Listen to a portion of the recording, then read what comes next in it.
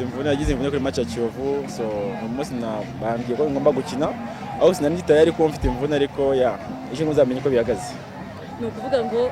ntabwo twakonfirma cyangwa se okay we confirma nka captain wa Rayon Sport oya sindamenye ndazabimenyesha byo kwa muganga abafana ba Rayon Sport bazakubona kuri match y'amagaju simbyizeye neza ubona kwijana twabonye na Rutayizamani Faringani nawe byagenze gutse kuri iyo kese araryama asoga mu kibuga nawe cyaba ari ikibazo cy'umunaniro cyangwa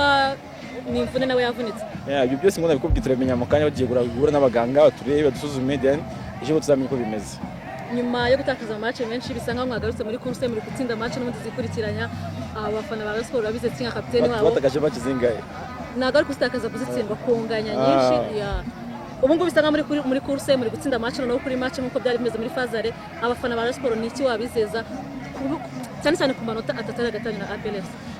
turabara match kuri match nako tureba ibya APR cyangwa rero wese tureba match zacu so ukomeza gutsinda ukomeza kugira ikize cyo gutwara igikombe so na byinshi navuga gusa akomeza supporting tube hafi natwe tuzakoresha byinshi kugira ngo tumise kuba intsinzi so cyane iyo bari bahari ni imbaraga kuri twebwe no kuri equipe muri rusange so kuba baza bagadusupportinga natwe tutabiza kuzavuza kuba ibyishimo nko babyifuza kandi gatagetse n'igikombe Komanteri gato kuri Ayabonga abareba baravuga ko noneho mutari kuroha no mutoza mwiza fitness imindi bagatanga umusaruro mwiza so cyambere ko tugihuye turi focus twizeye ko tuzabona intsinzi so iyo tugomba gusura bikosora muri iki cyumweru na Messi Guiden tukajyaho kandi tukabona intsinzi so ijyanye ko baza gashikira ikipe yabo kandi bizeye ko bazabona ibyishimo ko bashaka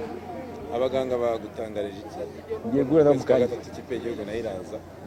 yamustinga n'igiti namustinga ni cyumweru kimwe cyangwa ibyumweru bibiri ukagora garutse so ngiye guhura nabo then baraza kumbwira ko bimeze